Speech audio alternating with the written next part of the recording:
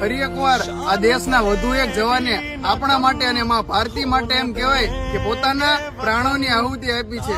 જી હા, મુલાળિયા વહાણભાઈ સૌજીભાઈ એમ કહેવાય કે સુરેન્દ્રનગર જિલ્લાના ધાંગધ્રા તાલુકાના નાના એવડા નરાળી ગામના વતની આ દેશની રક્ષા કાજે જમ્મુ કાશ્મીરમાં ફરજ બજાવે છે અને વાયરલ ઇન્ફેક્શન થવાના કારણે એમની તબિયત લથડે છે અને પરિણામે હોસ્પિટલમાં સારવાર દરમિયાન તેઓ આ દેશ માટે થઈ અને શહીદ થાય છે। મારા અને તમારા વતી આ જવાન એ દેશ માટે થઈ એમ કહેવાય કે પોતાનું ખોળિયું ખાલી કરે છે।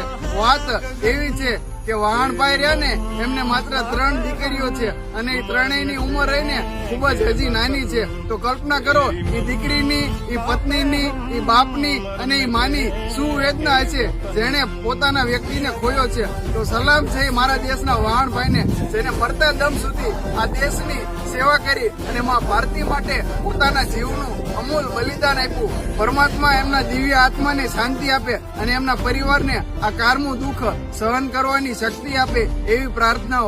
जय हिंद, जय भारत। देश है अलबेलों का, मत वाले यहाँ रहते हैं, मिट जाए तिरंगे।